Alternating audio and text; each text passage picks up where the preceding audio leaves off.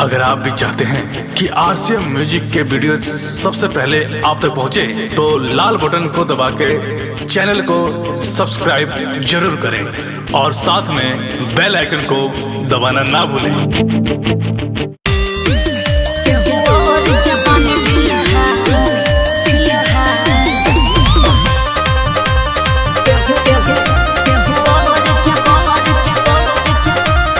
Music by Priyanshu Singh. आइलो buy low पहले बारो हमारो पदर पट्टा पुना रानी तो मचाई दे हम बता। अरे काहे जिद पहले समान्यो आइलो बाइलो पहले बारो हमारो पदर पट्टा पुना रानी तो मचाई दे हम बता। काहे ला हो किया वो प्यार के रस तो निधारा, आओ प्यार के रस तो निधारा, किया इसे मत झारा। क्या हुआ और क्या बानी फिलहाल, क्या हुआ और क्या बानी फिलहाल, खिलाए न मत मारो। क्या हुआ और क्या बानी फिलहाल, लाए न मत मारो।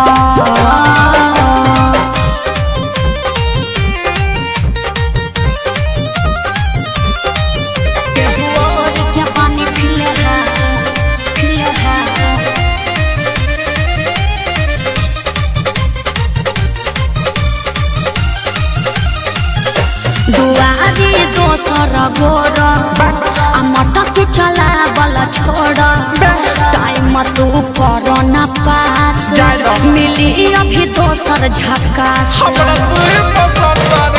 हसील तका है हसेलू, मारी के मुस्की डसेलू, कि हम से लगा के रहना, रत बात का है तू बहना, कि तनी छुए त चिकन गा, तनी छुए त चिकन गा, करे जरा मत कार हो।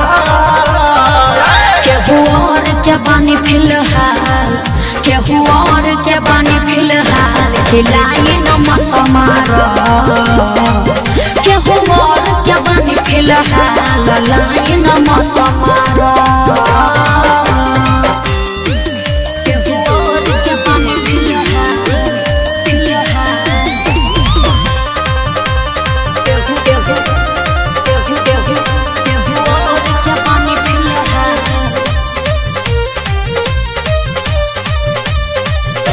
दिला से इलाही घाटी, लसाले खजाना साथी, कि मन बाबा करना माना, कि छक फोड़ दे हो बचाना।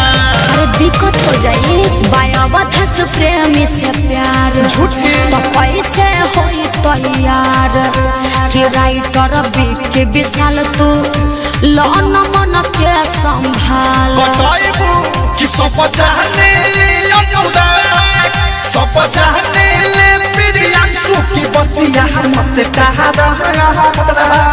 क्या हुआ और क्या बानी फिलहाल, क्या हुआ और क्या बानी फिलहाल, खिलाए न मत मारो। क्या हुआ और क्या बानी फिलहाल, लाए न मत मारो। आइलो बैलो कैलो बारो हमारो पदर पट्टा पुना रानी तो मचाई दे हम बता। काहे ला हो कि आओ प्यार के रस तो निधारा, आओ प्यार के रस तो निधारा, कि ऐसे मत झारा। क्या हुआ और क्या बानी फिलहाल, क्या हुआ और क्या